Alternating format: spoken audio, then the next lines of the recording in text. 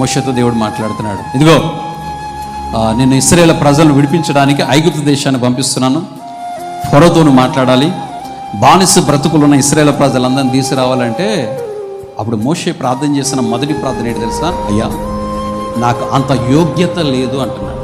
అంటే అయ్యా నీ నోటి మాంద్యం కలిగినవాడు, నత్తివాడు, సరిగా మాట్లాడలేనివాడు, అంత అర్హత నాకు లేదు ప్రభువా అని దేవుని దగ్గర తగ్గించుకుంటున్నాడు. చెప్పాలంటే ఫరో ఎదుట నిలబడగలిగిన వాడు, మాట్లాడగలిగిన సామర్థ్యత కలిగిన వాడు ఎవరంటే మోషేని. ఇప్పుడు మోషే ఏం చేయాలి? నాకు తెలిసే నేను ఒక్కనే, వారిని బయటికి తీసుకురావాలంటే నేను తప్ప వేరే దారి లేదు, వస్తావు నా దగ్గరికి తప్పనిసరిగా తెలుసు అని మోషే అనుకోవటం లేదు. తన అయోగ్యతను అక్కడ కనపరుస్తాను. అయ్యా నేను ఎంతటి వాడనయ్యా, నేను ఎంతటి వాడనయ్యా. ఎంత అద్భుతమైన ప్రార్థన, నేను ఎంతటి వాడని. దేవుని దగ్గర ఎప్పుడు కూడా మనము అలాంటి తగ్గింపు కలిగిన వారు ఉండాలి.